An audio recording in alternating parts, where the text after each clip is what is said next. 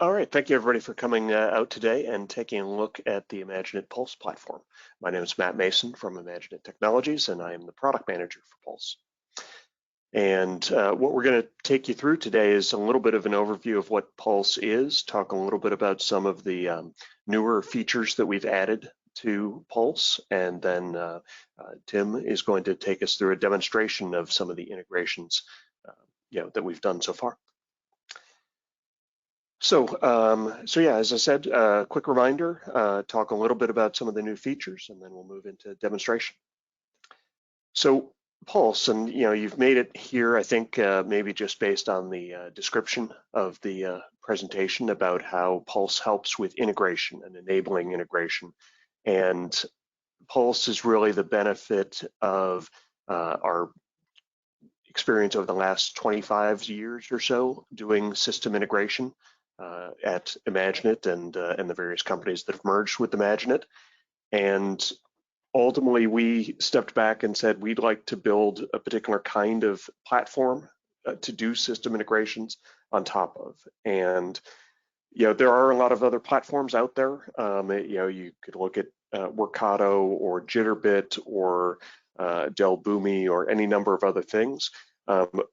We felt like we had a particular expertise in this sort of a narrow area, which was engineering and manufacturing bill of material, and that the other systems that were out there had thousands of integrations in some cases, but they were not really as good or as focused at the engineering bill of material side of things. And so after spending a lot of time working as partners to those companies and being sort of frustrated about what could or could not easily be done, or what kind of support you could get for those products, we eventually decided we needed to build our own platform. And we focused on something that would be both simple as well as maintainable by a large number of people. So the Pulse platform is the result of that, and we'll dig in a little bit more deeply to the Pulse platform in general. And then we'll also talk about connectors. So connectors are the endpoints that we use to be able to easily make connections between different systems. And this is our list of connectors that we have available today to be able to do system integration between different tools, as well as the custom connector where you can write your own, or we can do a custom connection to something that's not on this list. So what is in the middle of that diagram, that Pulse platform concept? So the Pulse platform, it runs in the cloud, and it tracks all of the requests that are coming in saying that I want to push data from one system into another, or pull data, or whatever it is that you'd like to do for the system integration. So all of the requests are tracked, going back and forth.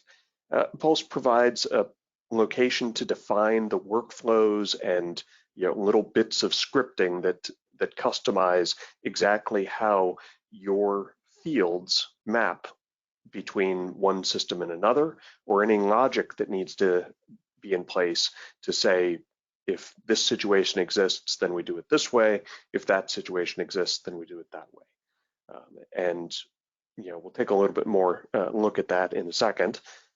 We do a lot of sort of transitional storage of data and files as they're being moved from one system to another.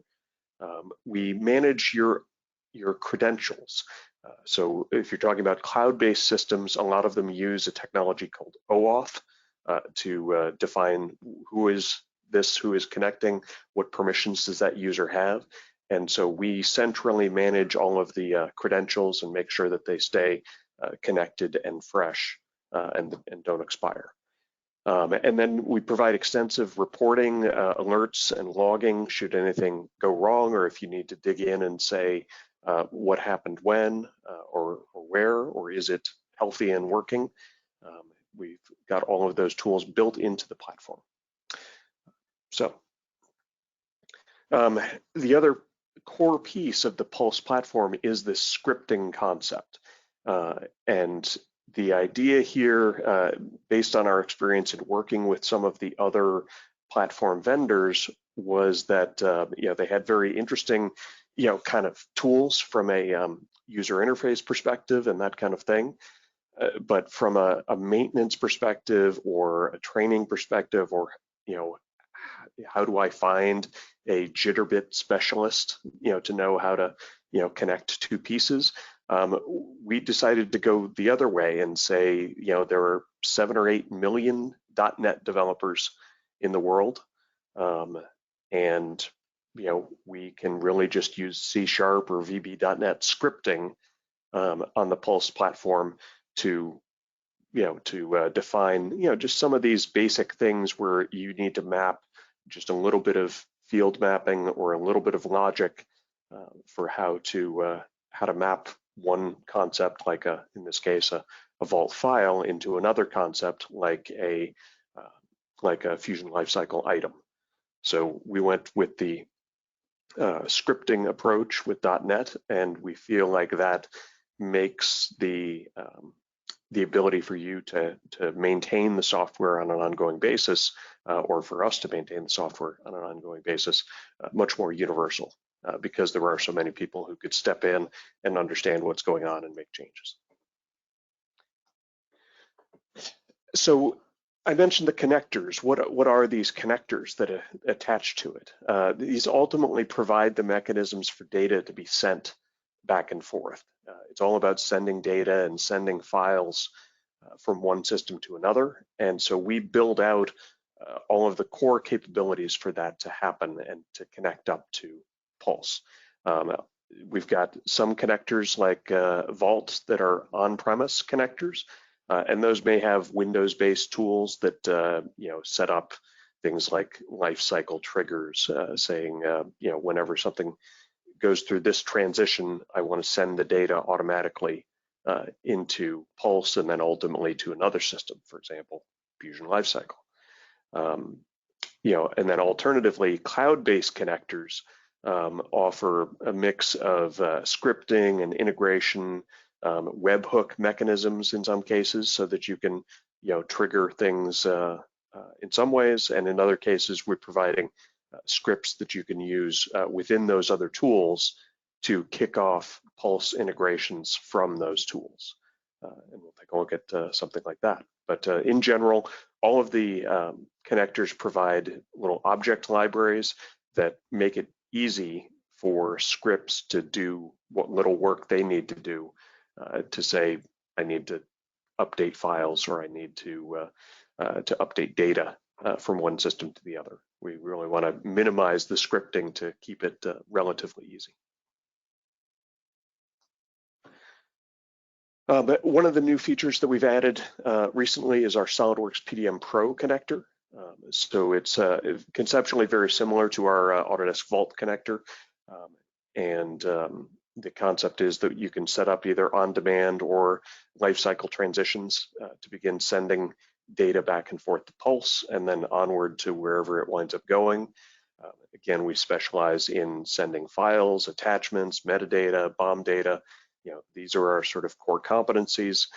And then in terms of sending data back from an ERP system or from a PLM system back to Solidworks PDM Pro, we support a variety of activities to do updates coming back into SolidWorks. So updating the metadata, triggering lifecycle state changes, rollbacks, even in a scenario where you've created a new item within your PLM system or your ERP system, having that flow back into engineering and to trigger the creation of a new project folder or a new item on that side. So yeah, that's what's new on the SolidWorks front. We also vastly expanded. We had a little bit of a BIM 360 connector going in the past, but Autodesk BIM 360 is the primary cloud collaboration tool, mostly in the AEC side of things. But yeah, we have the ability to do integrations to query and search folders and read and write metadata, both the built-in kind and the custom metadata. So manage uploading and downloading of files, and get notification when files change. So yeah, all things that that we use to make integrating between other systems and BIM 360, an easy thing to drop in and make happen. So yeah, so now I think we've moved in. Let's take a look at the actual product working. I'm going to turn it over to Tim Skielscott, and Tim will take us through the next section. You're also welcome, if you see the Q&A panel. You're also welcome to answer or ask us questions, and we'll do our best to answer them at the end of it. Or if you don't see it, which I actually don't see it, feel free to put them into the chat. All right, so.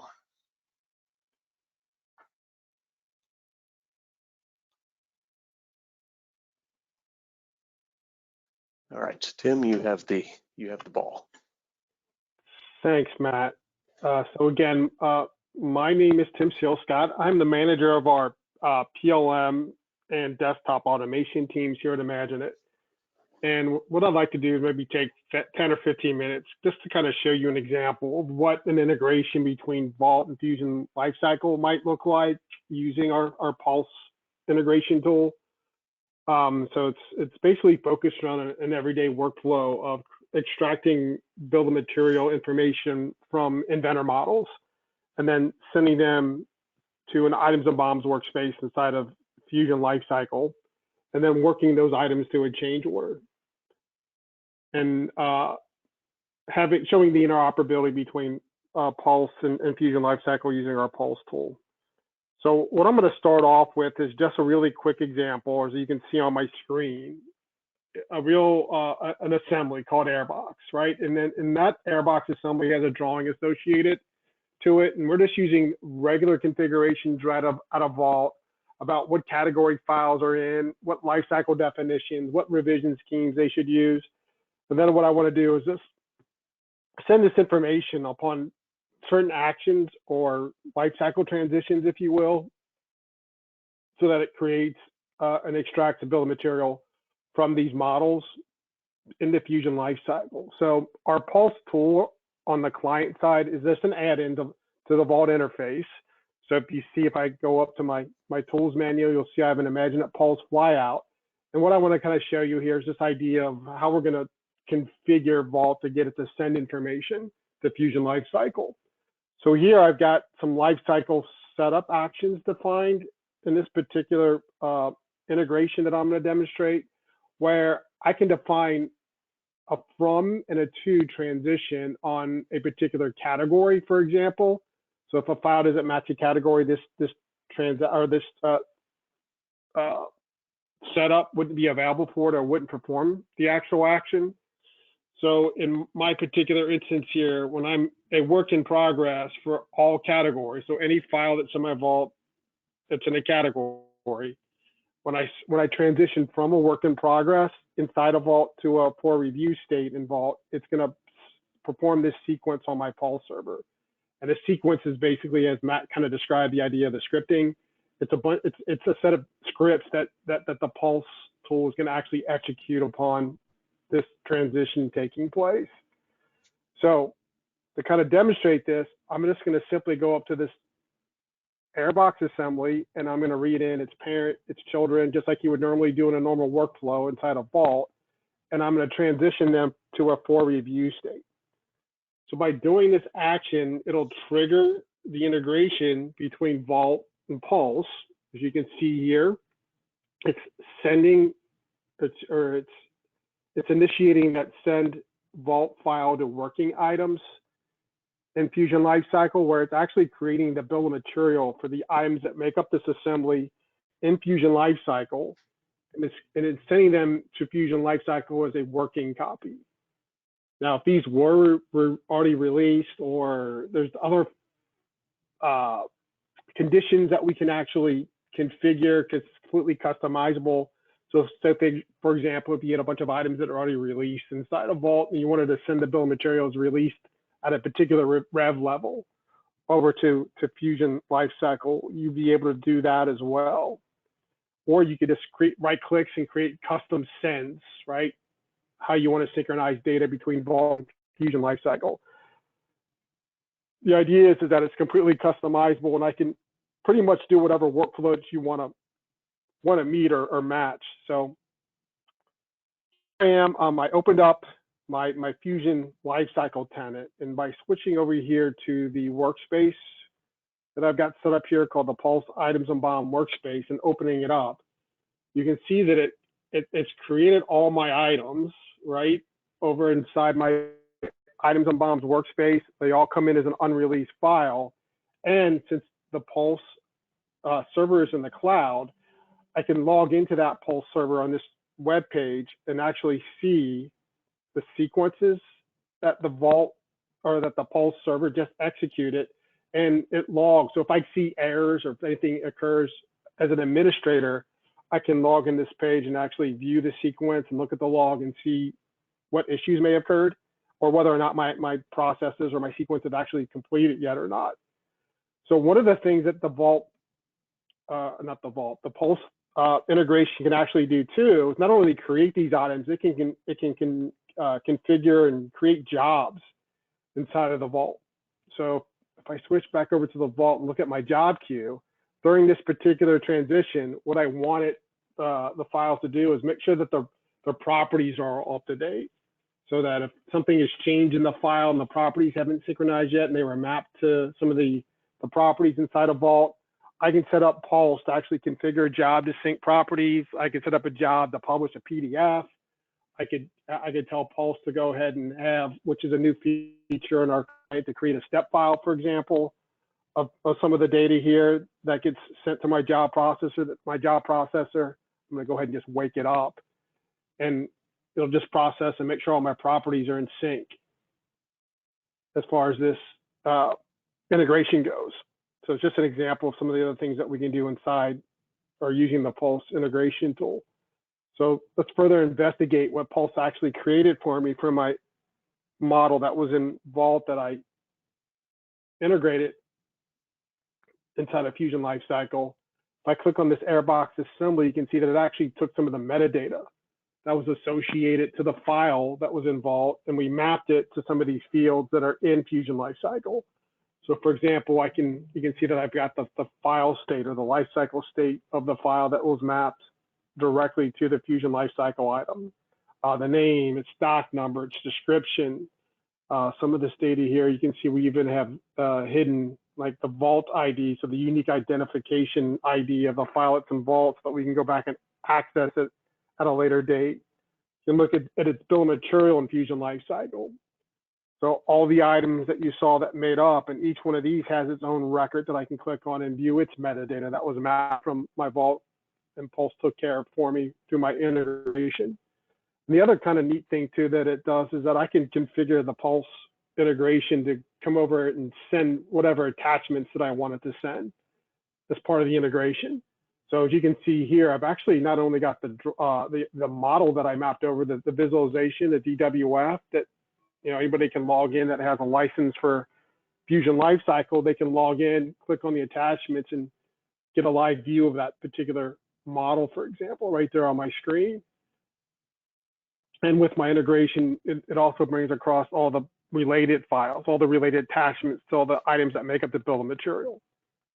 So now that since I've got this information inside of Fusion Lifecycle, my goal now is to actually release this, to make this a revision so it synchronizes with the revisions that are inside of Vault, and it actually controls the lifecycle, so that when I get this finally released, it'll update the lifecycle definition through our Pulse integration inside of Fusion Lifecycle.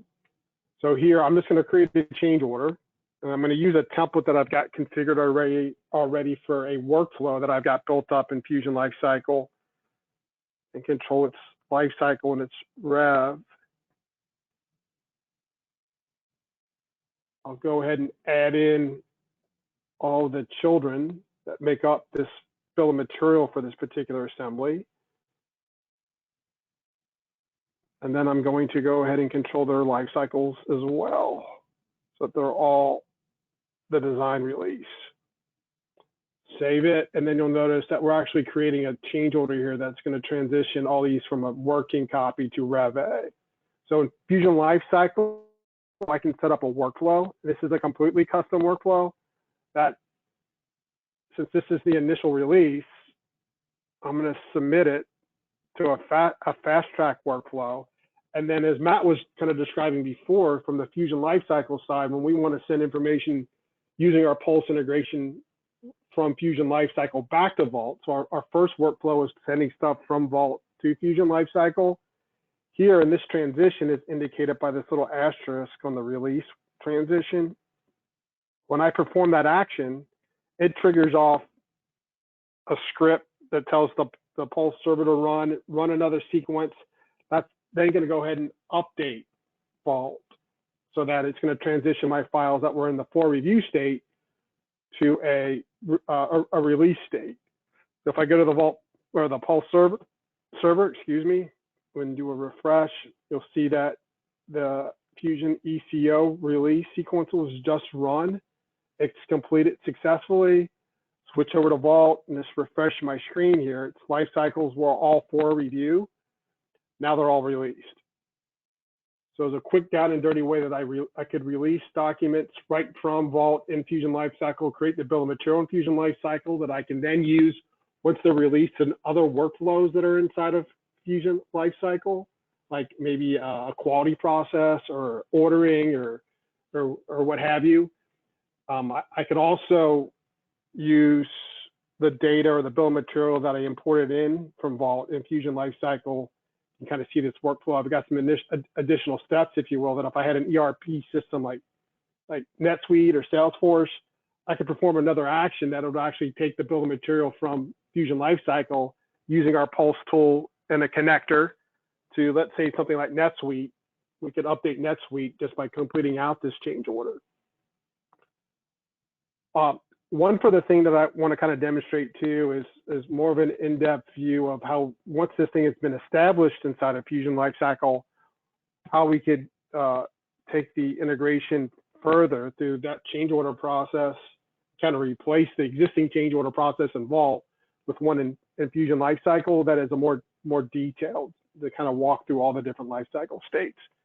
So I've got now my assembly that's at a Rev A release state that let's say I want to rev it to B. So I'm going to switch back to a working copy and create another change order. This time I'm going to go ahead and use a different template here that actually has a change control board associated to it. So there's actually multiple stages where in that template I can define multiple approvers of the change order and who's got permission to do what. It's a purely Fusion Lifecycle customization, if you will, or configuration. Much like we did before, I'm going to add all of its children again to this change order. So we're going to revise all of the children, for example, from a Rev A to a Rev B.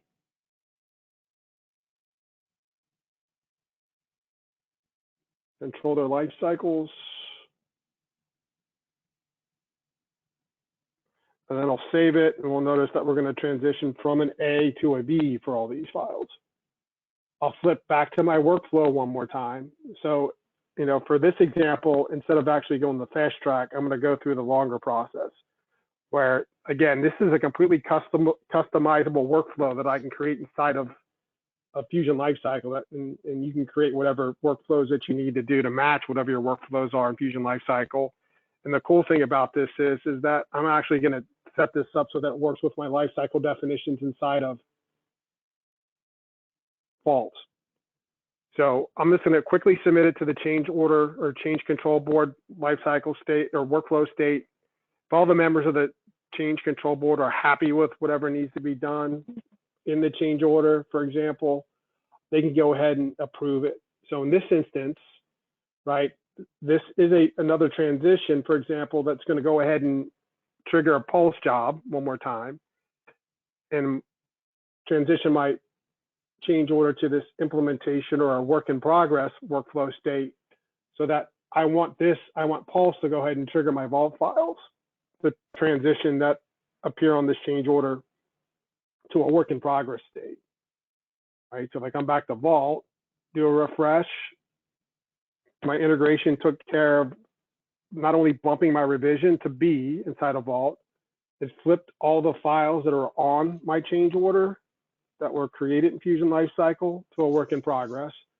So now me as an engineer or an inventor user can now go ahead and check these files out since they're a work in progress, make whatever changes I want to make to them. And then once I'm complete, I can go to the change order that's built inside of Fusion Lifecycle, and then we'll go ahead and transition this to the next state. So we're saying it's ready to be checked.